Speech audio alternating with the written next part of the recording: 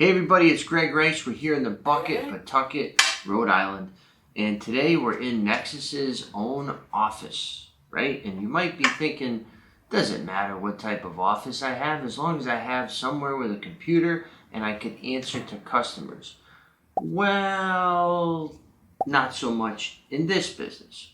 If you have a shared office space, in my opinion, in our opinion, as a franchise, people and customers will take you less seriously. And there's a few reasons why. So I had a call yesterday with a prospective franchisee in New York. Great gentleman, great businessman. But he said, Greg, I don't want to open up an office space because I won't have the money for it. Let me do a shared space for a year or two and then open my office. And I said, absolutely not. Not going to happen. And the reason why, first and foremost, is credibility. That's the number one reason. If you are in a shared office space, I don't care what business you are, if I look at that, I respect it, I understand it, but I don't take you as serious. I look at it like, oh, I'm going to my dentist and they share a space with a barbershop, or I'm going to see my lawyer and he shares space with a hair salon, or whatever. Anytime there's shared space, privacy goes out the window. So that's the second reason. You don't have confidence, confidentiality in your conversations being private and your comings and goings as well. People come in here and sit down in our private office and talk about their most valuable assets, right? They're talking about their retirement. They're talking about their monthly cash flow if they rely on this for all of their income. Would you want to be in a shared setting, a little cubicle where you're listening to somebody else's phone call or an issue goes on with another business and you're talking to your client, right?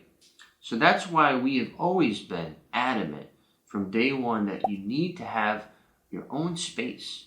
And that just ensures, really, that your success will be as quick and as efficient as possible. And the third thing is that you likely will never create your own image, your own brand. When you drive by Nexus here in downtown Pawtucket, boom, huge Nexus sign. It's like a marquee coming down. It lights up downtown. If we were in a shared space, we would be buried on the third floor of some cooperative building and get a small little line item on a plaque with 50 other businesses. Go to the Hope Artist Village, for example. There's tons and tons of businesses in there. And no disrespect to any of those businesses, but it's hard to find. It's hard to create an identity. And as a business, in today's day and age, that's imperative that you have your own identity so you're able to thrive and stand out from your competition more so. That's point number 4. How are you going to stand out if you're buried in with other people and other businesses?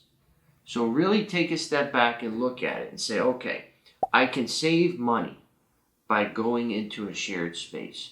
But what will I sacrifice? And what am I paying for? What am I losing by going that route? And yes, this costs more money to have your own space. But how much more? You need a small space, 1,000 square feet, 500 square feet at most for this type of business. When we rented on Pawtucket Avenue, I think our rent was $600 and it included utilities. So you're going to go to a shared space and maybe pay $300 or $400 and lose all of those aforementioned benefits that I just discussed? Does that make sense? Is that a good investment? Will that ensure your longevity as a business? No. So you need to look at it. If you're going to be all in on your business, you need to be all in on your office. And if you're not willing to make the commitment to have an office and to set yourself apart, then you didn't choose the right business because you're not confident in yourself. And that's what that tells me. So once again, Greg Rice here in the Bucket, your property and your office managed.